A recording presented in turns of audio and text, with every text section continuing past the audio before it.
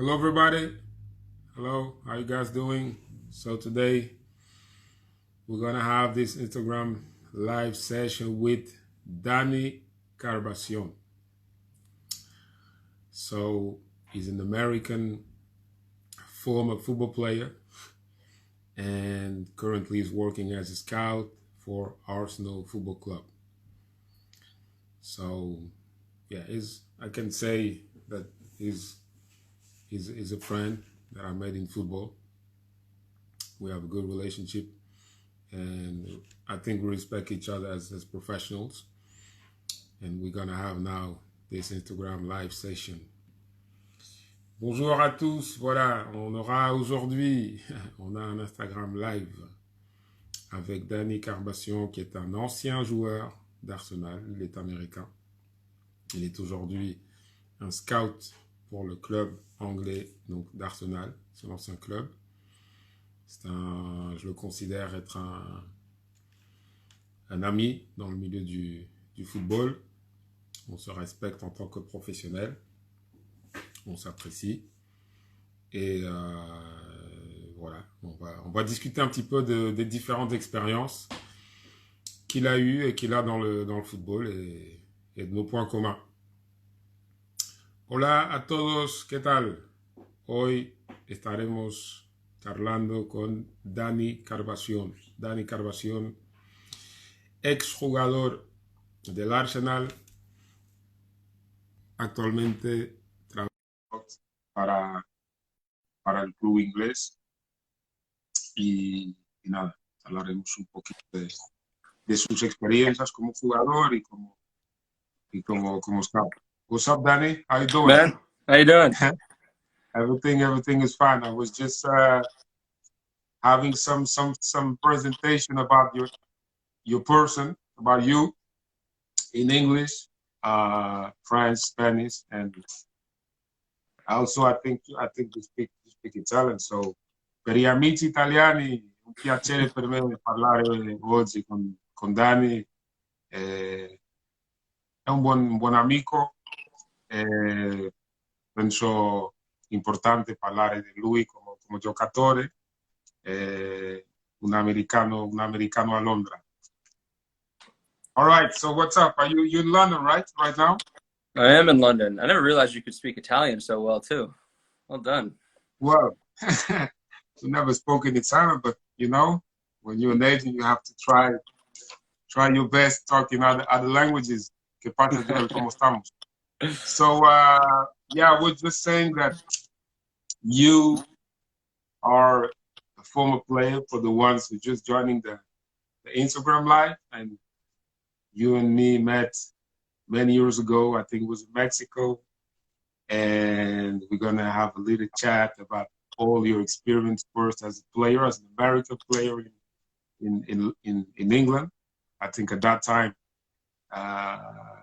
well, you will correct me if I'm wrong. I think at that time, not many players from America, from the United States, were joining. I think the Premier League, and yeah, now you work as a scout, and you were part as well as I think you were an important piece. You know when Joel Campbell joined Arsenal, and in general, I think scouts in this football world, they don't get the credit they should get. That's my opinion, because sometimes you watch a lot of games, you travel a lot. At the end of the day, who's presenting the players, the sporting director, but of course, scouts, and you're the one that has a lot of experience in that, are the ones, you know, watching, calling, all that stuff. Entonces, nada, vamos a empezar con la charla y solo decía que me parece que Dani, como exfutbolista y como jugador, como scout, tiene un trabajo importante y muchas veces no se le da, en mi opinión, ese crédito a los scouts, a los jugadores. So tell me, how did this happen? Because I have this picture here. So is this your first day in London, in Arsenal? Is this your Yeah, first day? that was a long time ago now. That was Yeah, 2002. I was on my 2002. I was on my trial actually when I took that picture, and stood obviously next to me on the other side of the sign is Arsenal's former chief scout Steve Rowley, who Yeah. is a legend in the scouting world and in the football world in general. But this was, yeah, this was about, I suppose, maybe 2 weeks after I was seen by Steve at a camp in the United States, Yeah.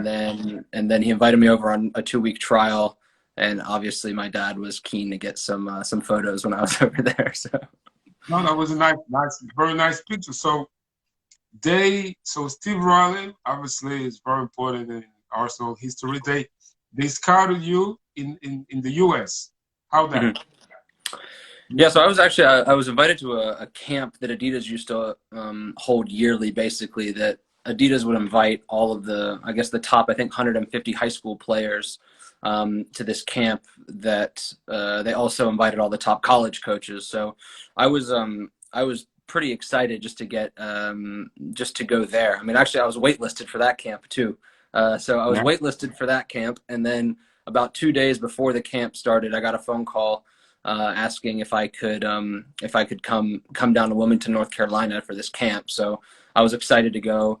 I ended up having an amazing week down there. Basically, it was just Yeah. like everything came together. Kind of all my preparation that I had done as a kid growing up, playing every single day and Yeah. banging the ball against the wall and dribbling and playing with my friends and all that. It all and obviously playing with my club team, it all kind of came together that week. I did really well, and even though I was waitlisted, I ended up winning the Golden Boot at that at that camp, which was nice. You And got it. then All right. yeah, and then I was lucky because my coaches at the camp happened to be former Arsenal players. Bob McNabb and All right. Paul Mariner were two former Arsenal players. They ended up calling Steve Rowley after about a day at the camp. Yeah. And then Steve, I didn't know Steve was there. Steve's a great scout. So one of the most important things of scouting, as you know, is kind of being incognito with everything. So he was there the whole Good. week watching me, and I had no idea. And then after the camp ended, he called my house and asked me. My mom answered the phone, and he said, "Is Danny there?" And she was like, "Okay," and said some English guys on the phone. Yeah. Handed the phone over to me, and he said, "My name's Steve Rowley. I'm the chief scout at Arsenal Football Club. I'm not sure if you've ever heard of us, but we're a pretty big club in England, and we'd love to have you over on trial." So it was a pretty cool week in my life. But you were, so this is what, 2000, 2001? It was 2002. It was 2002. 2002? So I was going into my last year of high school in Yeah. Virginia, and people that I've kind of told this story to before know that school was quite important to me growing up as well. So uh, I went on trial to Arsenal, and when that happened, like I got so much kind of recognition in the United States for, like the camp went really well. So I got a lot of colleges sending me scholarship offers and stuff as well. Um, but I still had 1 year left in high school, and I told Arsenal, I said I'd like to ideally finish high school so I can at least have that done before I move over, and they said that was fine. So I had to come back a couple times my last year of high school back to Arsenal to train and make sure that I wasn't like getting overweight and like not training anymore and just had like completely lost my ability. So that was great. At the same time, it was an interesting situation because as an American, like you kind of grow up thinking, I'm going to finish high school and then I'm going to go to college and then I'm going to start my life after college. Like that's just Yeah. how it happens. And Uh, I wanted to become a professional footballer. I just didn't really know how it was going to happen or when it would happen either.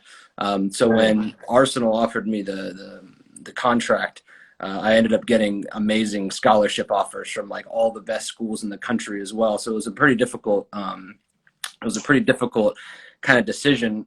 On paper, looking back, obviously made the right decision, but I had Yeah. Yeah. scholarships from Harvard, from Yale, from Stanford, from UNC, UVA, like amazing academic institutions, as well as football schools. And then, of course, Arsenal as well. So it was an interesting time. We have a question for you. How old were you at that time in 2002 when all that happened? I You was were 17. I was 17 17, yeah. when that happened. Yeah. All right. Hola, Walter. ¿Qué tal? So, I'm very mad at you because I'm very, very mad at you because I'm still waiting for my book. So where's my book, man? Where's my book? I've been chasing you for this book I know, for man. I'm ages, sorry. man. I'm sorry. I need to send one to you. I'm What's going sorry. on, man? So for the guys, for everybody, watching and listening, I've been waiting. I mean, I've been asking for this book for such a long time. What's up? What's my book? I It's think you. coming. I It's hope. coming. Send me your address. Send me your address. Send me your address after I this, and hope. you're I gonna hope get you're serving this book for me in London. So tell me about the book. Tell me about the book. What's the story yeah. about this book? Yeah, so I mean, my professional career was quite short. I mean, if my friends and those that know that know about my career know that it was quite short, and it wasn't really meant to be a book about like my amazing career and all the accomplishments I made, and it was far more focused on basically on me kind of explaining to people what life was like growing up as an American playing the game, and then what it was like going on trial, what it was like getting Yeah. the chance to make my debut for Arsenal, getting the chance to play Yeah. with, Thierry Henry, Patrick Vieira, like the Invincibles, dealing with like injuries, dealing with going on loan with agents, like, there's a lot of, I think there's a lot of sides of the game, a lot of facets of the game that people just don't understand or really know how it works. And I kept getting asked all these questions when I moved back home. I got injured when I was 22, so when I moved back home and had to retire, I kept getting asked all these questions like, what was it like walking into a dressing room and seeing your name on the back of a jersey that you didn't buy? So like these like questions, it was just like like, you take it for granted when it's your job and you do it every single day, but there's still a lot of kind of like rocks that are left unturned essentially. So I began writing. I've always enjoyed writing, and I began writing a little bit about the goal that I scored on my debut to my uncle. And he asked, well, what happened before that? What happened after that? And next thing I knew, I started to put together like quite a substantial amount of writing. So I ended up getting it published. That's interesting. Joel is saying that I just saw a message that he kind of had some similar experiences when he first joined the club in London. But tell me something. When you first come, when you arrive, I mean, this is the invincible time. The team is unbelievably. It's a very good team. Mm-hmm. So what it is like, I mean, getting into that dressing room with such, all these players, all these big names, big time, so how, I mean, you coming from America, you come from America and you so young. So how it was like. Me parece que tenemos problemitas. We have some problems with the connection.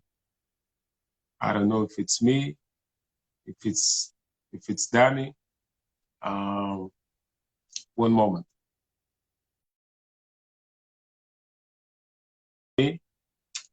But I'm not too sure. I think we lost him. I hope he's coming back. He'll be coming back at some point. So for the ones, yeah, he's back. He's just back. Just a moment. I was asking Danny about how it was like to be in Sorry, Arsenal. I don't know what happened there. Sorry about that. No problem. It happens. There's a lot of people online. So tell me how it was like to get in that dressing room with all those superstars and you coming from America and you so young at that time because you were so young. Yeah. I mean, it was intimidating. Obviously, like I'd be silly and I'd be lying if I said that I wasn't starstruck, especially initially.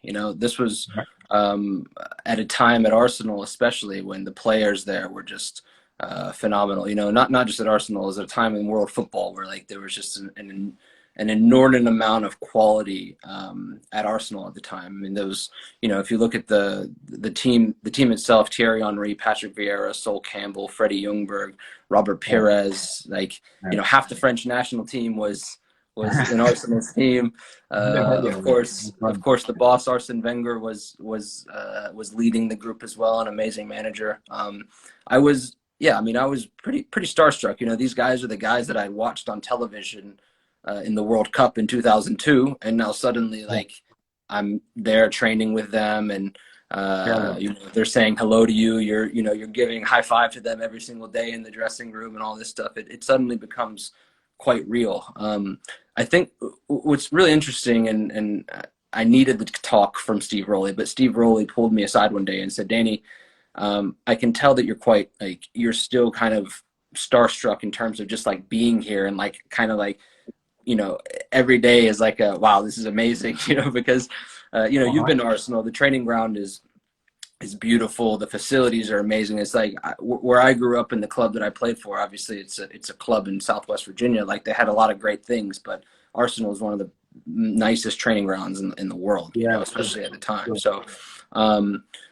Steve told me, he basically said, Danny, you know, like it's fine, you can be starstruck for a little bit, but at the end of the day, you're actually competing with these guys, like for their, you know, for their job, you know. So like you Yeah, need to yeah. at some point you need to realize like you can respect them, but you also have But to you gotta set that compete. aside. Yeah, you have to set it Yeah, aside and say yeah, like now yeah. I'm coming for you, you know. So Sure. it was a nice talk to have because as a 17, 18-year-old kid, you know, like especially 17, 18.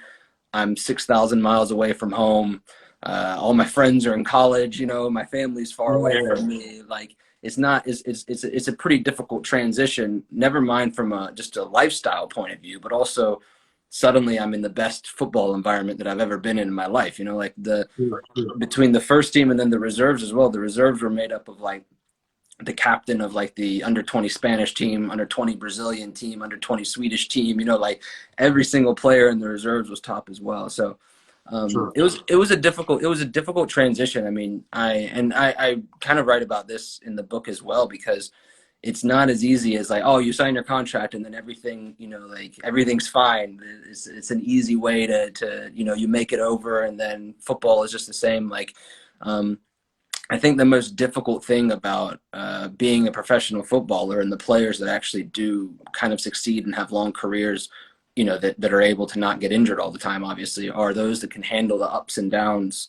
of like the mental side of the game. Like, you know, you won't Sure. always be at the top of your game unless you're Lionel Messi, you know. And even when Sure. he's not at the top Sure. of his game, he'll only score 2 goals instead of five, you know. So, Yeah, yeah, yeah. like, but so dealing with that was very difficult. Like my first year was just tough, and I didn't do well. I didn't do well at all. Like it was very difficult for me to like compete every single day. And suddenly, as I said, it's a job, right? I went from playing in a very um, like not it wasn't recreational. Like it was a very good level back at home, but it was still training was like 3 times a week. Whereas now it was every single day, games on Monday, every week is a tryout to get into the Yeah. reserves, basically. Like if you do well, you're training with the first team and suddenly the level goes up another 200%, you know. So an interesting first year for me, but luckily I was able to overcome it and had a much better second year. That's interesting. So the first when you first came, you were practicing with the reserve team and playing Yep. with the reserve team, and then every now and then you were getting your chances with the first team. When Mhm. was your first practice session with the first team? How long after landing from America? Um, well, the first one that I actually did with the first team was on my trial. Funny enough, I had no I'm idea. sorry. Like on my last day of my trial, I went out with the reserves to train as normal, and the reserve team manager said, "Danny, you're with the first team today." So I had no idea. So I was just like, "Oh man." Yeah, uh, it was going to it was move it. talk about like not being prepared mentally for something and then suddenly being Yeah, thrown into the deep end. So yeah, it also happened to be like a media day. It was like a media day at the club that day. So when I turned the corner of the first team pitches, there was like 500 cameramen lined up on the side of the pitch, just like taking yeah, pictures. yeah, They're like, "Who's this guy?" You know.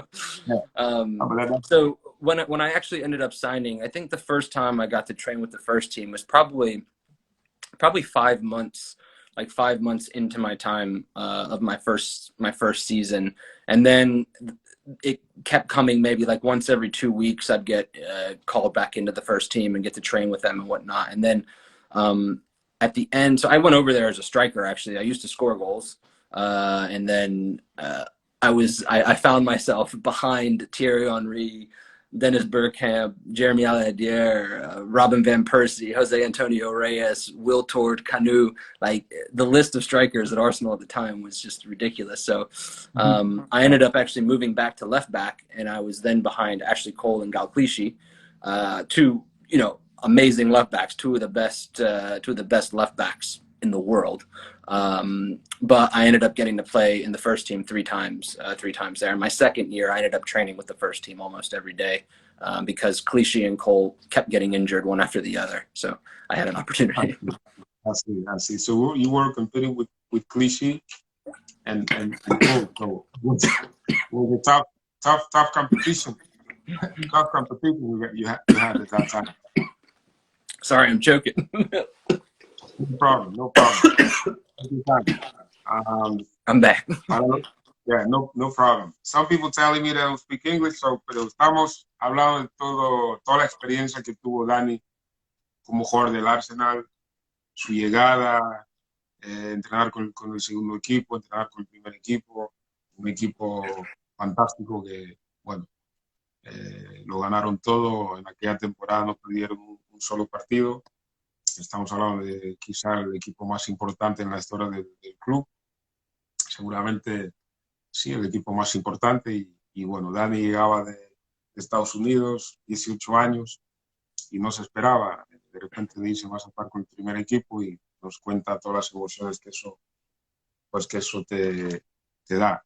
En français aussi, bon, effectivement, bon, on essaye de rester neutre, on va dire, avec l'anglais, que tout le monde puisse comprendre.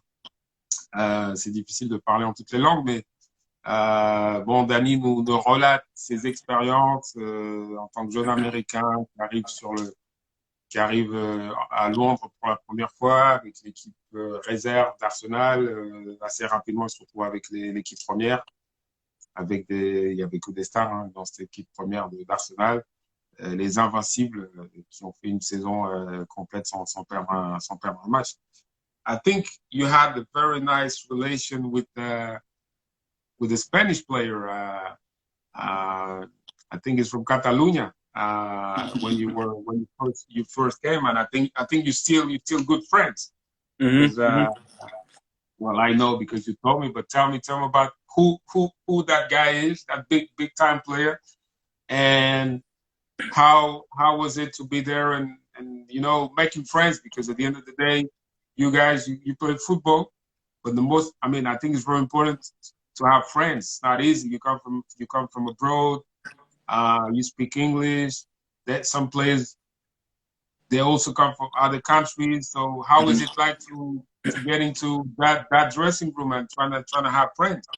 Yeah, I think that was again one of the biggest challenges was you throw, you know, it's not like when you grow up playing football and you're all from the same town and you all know each other and know each other's lifestyles and cultures and everything's the same. When you're thrown into a dressing room where there's people that don't, you know, people speak Spanish, people speak French, people speak English, people speak German. They're all trying to learn English because they're in England, obviously.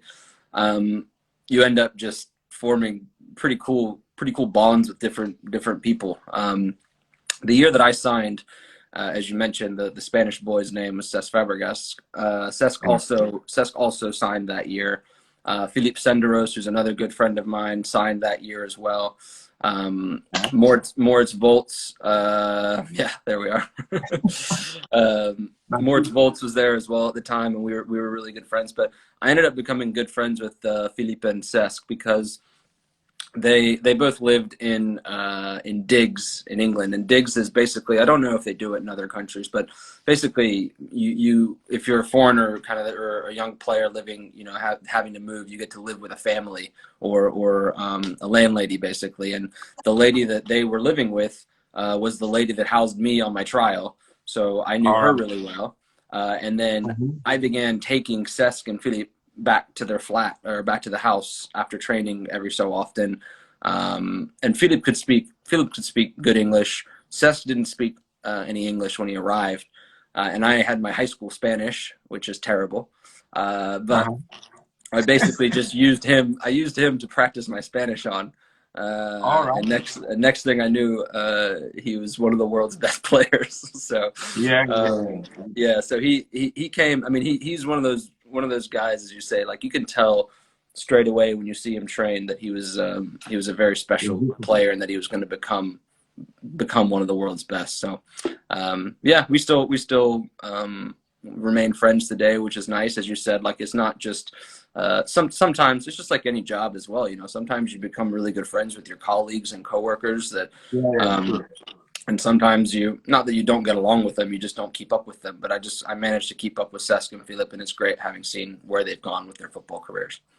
That's interesting. So, as your first experience abroad, how how do you see it now from the experience you have and first coming to London and well, you go to a place where they speak your language, so you didn't have that big switch, but still Mm-hmm.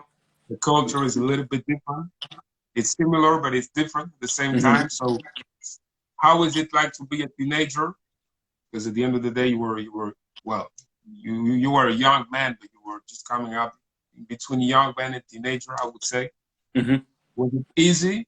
You moved alone, right? Only you, your family at first? Yeah, I moved alone, and actually, my one of my best friends from where I grew up actually moved over for 6 months and did like a work abroad. He was in university. He did like a work abroad and lived with me. We still joke that he was like my one man entourage basically, and All he right. was just everywhere we went. But it was difficult. I mean, I'm lucky that like they, as I said, they speak English here, so it's that that transition wasn't the most difficult thing in the world, but culturally, English people and American people are very, very different. Yeah, I'm yeah, I'm yeah. I'm I'm quite lucky in that I've been raised quite open minded. My mom is from Naples, Italy, and my dad is from Abadan, Iran. So even though I was born in the United States and I'm American, and I'm proud to be an American. I'm also proud to be Italian, and I'm very proud to be Iranian as well. So, um, I think they kind of armed me with the idea of being more open minded about things. So when I did move over here, um, I noticed immediately things were very different, even though we all spoke English. And even some of the English that the English guys were speaking, I had no idea like what they were saying. Like their accents were so difficult to I understand, see. I uh, see. that made it very difficult. So I mean, as you said, like it was an interesting and difficult transition. At the end of the day, like when I look back and see 18-year-old kids now, and a kid says he's 18, I'm like, man, like imagine you moving 6,000 miles away and like getting a car and getting an apartment and like learning Yeah. how to drive on the wrong side of the road. Like there's a lot of challenges outside of football. That people just don't understand that the players also have to deal with, and that comes at any age.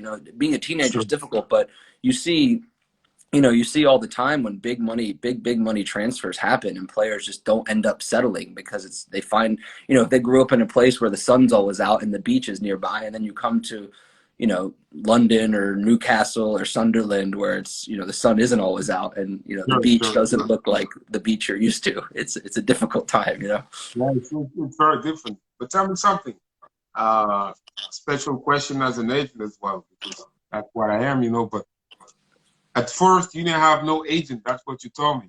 At Hmm. that time, when you were, that campus in America, and they scouted you. And so I believe when you signed for Arsenal, then you had an agent. So how was that relationship at that time? Because now things have changed a lot, I think. But how was it like? I mean, you Yeah, were it used. was. uh, there's definitely. I mean, it still seems just crazy to say back then now, but it was quite a while ago. But football, I think football in the U.S. has changed dramatically as well. Obviously, there's been a lot more success now of players coming out of the United States and making it in different leagues, and Yeah, yeah, um, there's more and more a larger presence now, if you will, of agents and representatives being in the United States and watching players and helping them get overseas. So I mean, at the time there was maybe 8 total agents across all of the United States at the time, and like for the most part, four, yeah, I would, yeah, I mean four.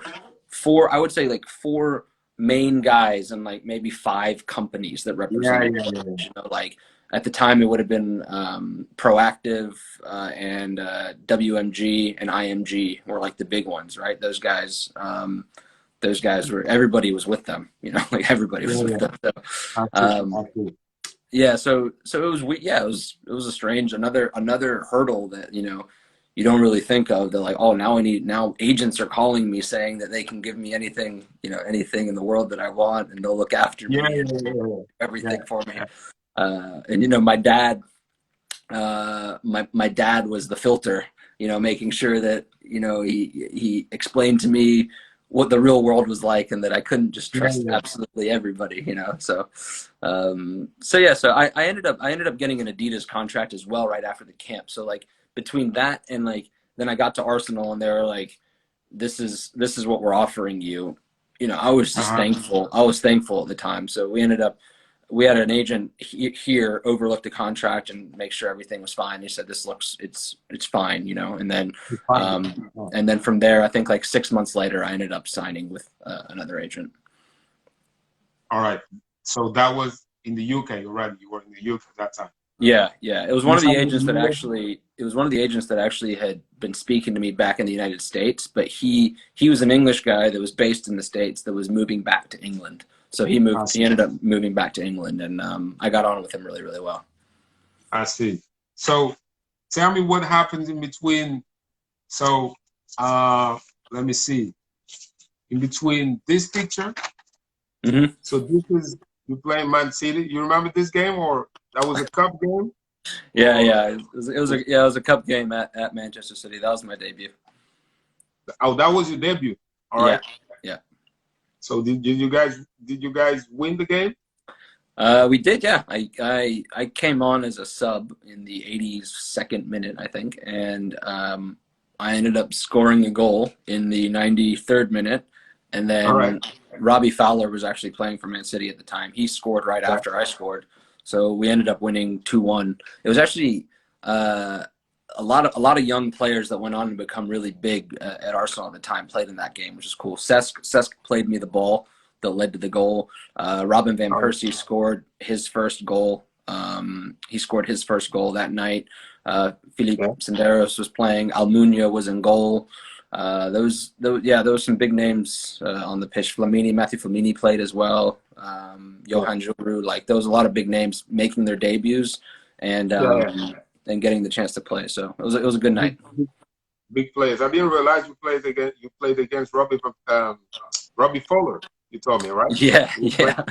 yeah, yeah. It was I guess he was probably coming. Yeah, he was probably coming to the end of his career. But right after I scored that goal, they got a free kick, and he just yeah. pile drove it into the top corner, and it Yeah. wasn't enough though. But it was before Manchester City became the Manchester City that Yeah. they are today. I see. So what happens in between that moment when you make your debut and Hmm. this photo, this picture? I think this is in Burnley, right? Yeah, Um, that's from Burnley. you were on Um, loan or something. no, I think you so were on loan.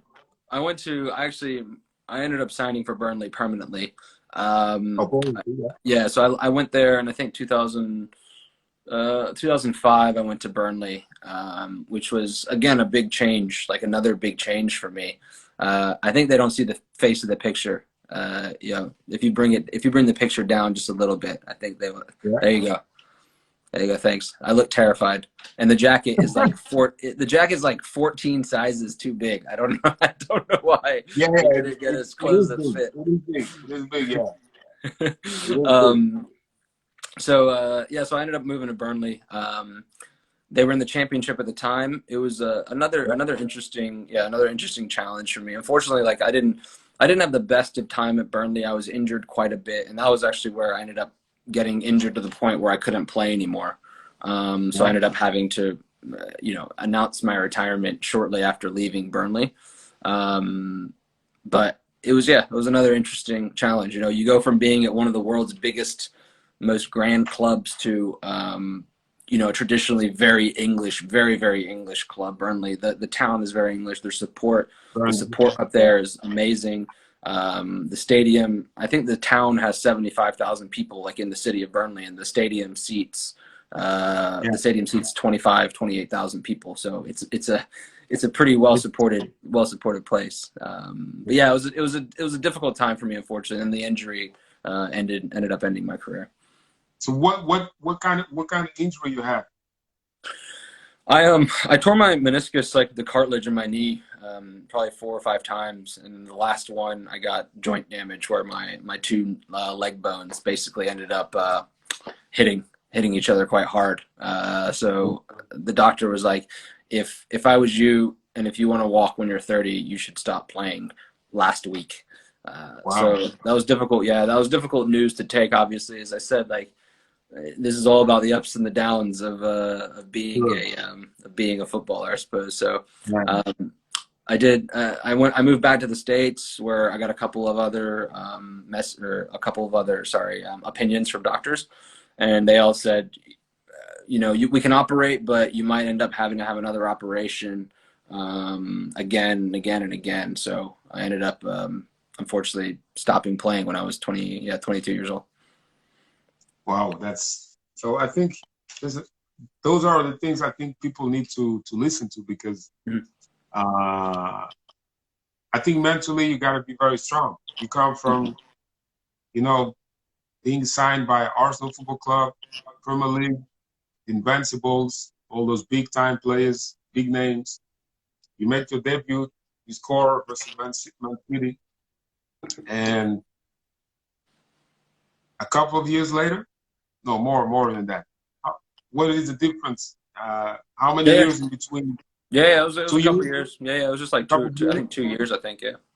Yeah. So you have to end your career, and so mentally, I think you got to be very strong because you become a scout for Arsenal. Hmm. So I think this is uh, you signing. Well, tell us about the story. Tell us the picture. I don't see. Do you see it well? Tell me. Yeah, yeah. So after I stopped playing at 22, I got a phone call again from Steve Rowley, asking Yeah, me if I'd be interested in scouting for Arsenal in the United States. Well, really CONCACAF essentially.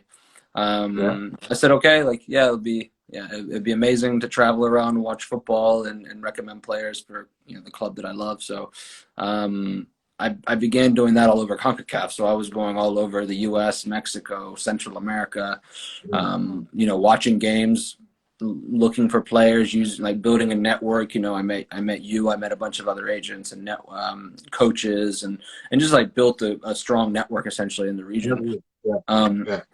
I ended up seeing Gideon about 4 years after I started scouting. So it took me 4 years to find my first player, and then from there I think like 2 months later, I saw Joel, and then like nothing happened in 4 years. When I say nothing, we didn't sign anybody from CONCACAF for 4 years, and all of a sudden, I think within like 4 months of each other, Gideon and Joel both signed for Arsenal. So it was an exciting moment. It was tough because when like going from as a footballer where you go from like every weekend and every day you're being tested and you have a challenge every day, a competition every day, where there's always a winner or a loser. Suddenly when you're scouting, you're going and watching a player and he might not be good enough, and like you've done everything you can, but like you don't win. Yeah. You don't win. No, That's that's not right. winning. So it was That, yeah, it was frustrating, but it was nice when both Gideon and Joel signed. It was a really, really nice feeling. that's a good point. I mean, you obviously Joel signed for Arsenal in 2011. Um, I traveled to Costa Rica with Richard Lowe, Hmm. was the deal maker, I would say, for Arsenal. But it's a long story. I think we need a lot of time to talk about the whole thing, how it happened. It's Hmm. impossible, but uh, you guys must know. I mean, for the people listening, this guy, this Danny, he's the first guy in the club. Watching Joel and you and me. I think we met in Mexico back in 2007 or eight Yeah, yeah. in some youth tournament, Hmm. and it was in Guadalajara, Mexico, and that's funny because I remember you and me were talking. and I think Joel was playing with the sub-20s in Guatemala. And at some point, Arsenal said, "Yeah, we would like to see him on trial." And I said, "I don't believe Saprissa will release him for a trial." And then Copa America and all these things happening. But at the end of the day, nobody sees Danny, and this is why I say this is important, because people don't see the scouting.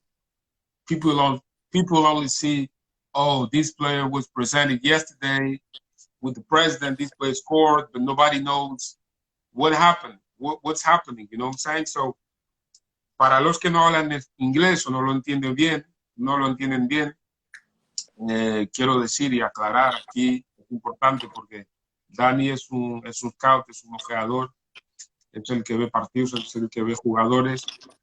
Nos conocimos en el 2007 o 2008 en México, en una Copa Chivas sub-18, que yo iba a ver jugadores y tal.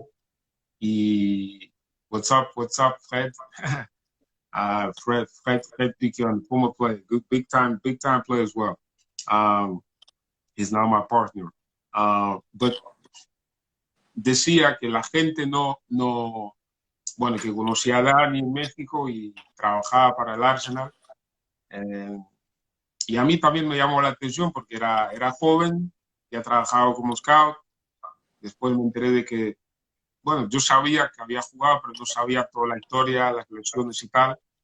Y nada, cuando Joel Campbell firma por el Arsenal, evidentemente, bueno, en esa ocasión, porque Richard Lowe del Arsenal no podía viajar, se presentó, Joel fue presentado como jugador del Arsenal en el estadio del Saprissa, y en esa ocasión hasta soy yo quien le entrega la camiseta del Arsenal. Pero realmente no se ve el scout, no se ve quién vio, quién recomendó, no se sabe que en su momento el Arsenal lo quiso a prueba, que el Deportivo Saprissa dijo que no. Entre la sub-20, el torneo con el equipo sub-20 y la Copa América, donde Joel realmente jugó muy bien. Costa Rica tiene buena participación, se hace el fichaje, pero no vemos a Dani. So I think this is really important, and how is it to go from playing football or soccer, as you guys call that in America. And I like your country a lot. I mean, I have my experience in Los Angeles, as you know, in UCLA. Back then I was a student, but how is it like going from playing to scouting? And you were so young at that time, because you were a young scout. It was a strange transition, especially at that age. I mean, I started scouting when I was 23, so most, you know, the year prior I had been a professional footballer, and then the next year suddenly as a 23-year-old I was a scout. So like when I was seeing people when I was traveling, if they didn't know that I had stopped playing, they were asking why I was at a tournament in Guadalajara, or why I was at a tournament in Dallas or LA or somewhere, you know, like, so so starting, as I said, like building a network is really important from a scouting perspective, because you can only ever be at one game, you know, at any given time. And in a region as big as CONCACAF, there's always football on, you know, there's always a game somewhere, even if it's the middle of the winter in the Northeast in the United States, they're probably still playing in Honduras or in Guatemala or somewhere, you know, there's always a game happening. So building your network and realizing like where I should go and why I should go there, and trusting people, and also, like, as you know, like trusting people's opinions is half the battle in this industry, right? Because it is very, very opinion based. You know, people will call you and say, I have the next Joel Campbell, I have the next Lionel Messi, I have the next Ronaldo. And you say, well, you know, you called me 1 month ago and you also said you had the next Lionel Messi. How many Lionel Messis are there going to be? So you start to build kind of thick skin and a filter on like who to listen to. And if somebody recommends a player and you go watch him and he's good, then okay, next time he calls, you'll answer the phone. But I usually, I don't want to say I gave people one or two chances, but like, if they've never seen the standard, for example, of what an English game looks like, Yeah, or an academy game, it's hard to say, oh yeah, this kid could play at Arsenal's under 18s or at Arsenal's yeah, under 16s. Like it's hard to conceptualize it. Um, so yeah, the transition was tough. I was traveling, I was traveling everywhere, like yeah. every single Everywhere. week. I was on a plane 3 or 4 times a week in different cities, and I remember actually specifically when we I watched Joel for the first time at the under 20s in Guatemala. It was the first time that I watched him properly, and then after that year was a crazy year for Joel because he did the under 20s and then he did the Gold Cup and then he did Copa Yeah, America. Remember? So yeah, it was like there was no breaks, like and because yeah. he did well with the 20s, he got called into the first team. So suddenly he was just like the trajectory just went up, obviously. So I remember going to Gold Cup, and Gold Cup was like they have a game, like 2 games in Detroit, then 2 games in New York, and then 2 games in like LA. So like It's one crazy. day after the next, right? So like Yeah. yeah, I was just like flying, and like I think um, after 7 days, Costa Rica were playing Mexico in Chicago. I remember, Yeah. and I had just landed. I think I was in Florida the day before, so I just landed in Chicago. This is, by the way, not many people know this, and it's absolutely hilarious. Uh, Yeah. I I left I left my hotel to go to the stadium, which was the game was being played at Soldier Field. I left maybe like I don't know 3 hours early because I knew that the game was at like 6:30 kickoff on a Friday or something. So I said the traffic is going to be outrageous in Chicago, Yeah. and Yeah. whenever Mexico play, like there's It's the stadium seats 80,000. There's going to be 200,000 people like yeah. around the stadium. It's So always packed. yeah, I drove on the highway. I was on the highway literally in traffic for like 2 hours. I get to the stadium. I'm like exhausted at this point from like the 5 days of traveling. But I said this will be a good game to see Joel against Mexico. Like this is what I want to watch. I don't want to watch Joel run around the players and the really really small against the small teams. I want to see him against like the best teams to see how he does with like the best competition. Sure. Um, so I'm sitting in traffic, whatever, 2 hours. I get to the stadium, and there's a parking lot at Soldier Field where they charge $60 to park. It's ridiculous, but at least I know all the time if it all goes wrong, I can park Yeah. there and it's Sure. fine. Um, there was a sign that said parking full, and as I was getting off the highway, the police began to like move traffic around, and they put me back on the highway going the other way. Like they just All right. moved me back. So there's no way I could get to the game anymore. So like I've gone to No, yeah. Chicago. I've gone to Chicago to watch this massive game. I got pushed. I couldn't I was just on the highway basically for 4 hours. I got back to my You, hotel and then watched the game you on didn't get into the stadium, so you no, couldn't I Oh, no, I didn't know like that. Yeah. there was so many people. There was so many people, and there was so much like congestion. And Soldier Field is like right off. It's like right off one of the main highways down there, right? It's Yeah. like it's you take the highway all the way, take the exit, and then you're there. Uh-huh. I took the exit, and then they weren't letting anybody else anywhere near the stadium because there was no parking. So they just guided people back onto the highway, and I got back on the highway, and then was going back the other way. So It's I said, crazy. I Crazy. said, this is ridiculous. Like, there's no way I'm gonna miss everything. So I just drove back to the hotel and turned the Watch the TV on game. and watched the game on TV. That's unbelievable. Yeah, I told you I told you we're in the stadium at that time. We didn't. that I one, told that you one, no, that one, no. I would have seen you at the other ones, but like I went to watch because I was tracking like all the U.S., Mexico, and Costa Rica games. So like I was going around everywhere, watching all the games, and that one in particular, like which was probably the one I was most excited about. Um, I didn't make it. Also, I went back home or back to the airport, and like I was so exhausted. I was like, it's probably better that I'm not in a stadium right now, because I was just dead at that point. So being a scout for big club that you played for, um, it was it for you a new challenge? You know, to come out from the injury, because mentally I think it's not easy. You were a professional football player Hmm. at the age of 20, 19, 18. You're a professional football player. You play for Arsenal, and the next thing you know, you can't play football anymore. A lot of Hmm. people, I give you a lot of respect for that, because a lot of people would have gone crazy, depression, stuff like that. And you keep going on. I mean, was this a new challenge in your life that helped you to get out of the injury and you know being feeling better mentally? I don't know how is it. Yeah, I mean, How it is it was for you? it was It's not normal. yeah, it was definitely the hardest time of my life, like hands down. My like since I was about 5 years old, I'd played football, and I played football not because of like every football player that starts playing football doesn't play because they want to make a bunch of money. They play because they love the game and they love what it feels like to be with your friends and to dribble a ball and to shoot and score, Sure. and like it's like it's a feeling you can't get anywhere else essentially. So when that was taken away at 22, it was really really difficult.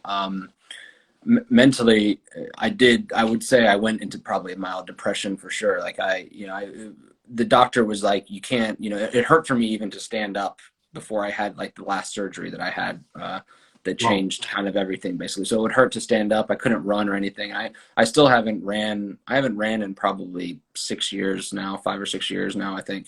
And that's like it's hard because I love football to like clear my mind and to make me happy if I'm sad, and Sure. like to Sure. make me dream and be creative as well. And when you take that away, you have to figure out like, okay, well, where am I going to find my happiness now? Where do I get my source of like Sure. challenge Sure. and like and I still, I'm definitely like at peace with it now, but it's still not the easiest thing, in the world. Like I think, some of my friends like Cesc is still playing at Monaco now. Yeah, yeah, yeah. Philippe just announced his retirement this year. Like from when I stopped playing football to now has been, it's a long time now, So Long time. Long um, time. yeah, so it was hard. I'm fine with it. I'm fine with it now. But it was definitely a difficult period in my time or in my life. But I also thought, like being miserable and being depressed and like not doing anything about it and always thinking about the past wasn't going to make me feel any better. And it didn't make me feel any better. Yeah, yeah, yeah. Um, Sure.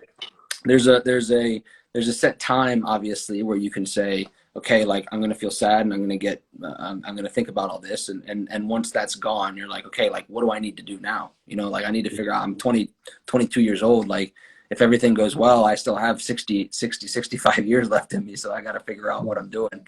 So, that's right. This is very deep. This is very deep. I mean, this is something, we never really talked about these things before. I mean, we know each other for a long time, but we never really talked about it. And it's good. I It's know because they're sad and they're not great. no, but I have a lot of respect for you, because sometimes when you respect somebody, you don't really talk about stuff that maybe it's hard to talk about, But I think it's important for people to understand and to know, because people see you as you work for a big club and you live in London, and everything, it looks so, nice. Yeah, Everything is nice. There's a lot of work before that. yeah, There's for sure. also you falling down because you have the injury. Those things people don't see. People Hmm. don't see you sad in your house, in your apartment, because you cannot play football anymore. The game is over. Yeah, People don't see that you telling me you can go for a run. People don't see that. yeah. But yeah, you enjoy your life. I see the way you are, and we know each other for a long time. But it's important for people to understand all these things. So now, as a former player, what do you think? What do you think about you know uh, wages going up a lot, a lot from the moment you got in London to now? Hmm. And I would say the players' mentality, the players' reactions to all this. How do you see it from a scout standpoint? Yeah, Are the I mean, players? it's a completely different, you know, time, and I'm not I don't blame anything for it. Like the world has changed so much in terms of how like the huge injection of cash that came into football, you know, over the last decade, the emergence of social media, us being able to do this and talk about stuff like this Yeah. never, you know, this never existed. You know, Before. scouts and agents would only talk on either, you know, WhatsApp, text, or like call each other, and Yeah, like that's, you know, like that was that's it. it basically. Yeah, and Yeah. I think like players' mentalities, it is very different, because if you have one good game now, especially at a big club, suddenly you're 17, 16 years old and you have 200,000 Instagram followers, 200,000 Twitter followers. Like all of a sudden you're like you're publicly facing, right? And a lot of kids that are 16, 17, 18 aren't equipped. Like they're not mature enough to deal with having an audience of 200,000 people at their fingertips whenever they That's want. right. Um, Yeah. that's I think it's surfaced, I don't want to say new problems, but new challenges for young players, and also for agents and the guardians and people that are, you know, looking after players, because they need to be advised to continue focusing on the game. If they have one good game, that's great.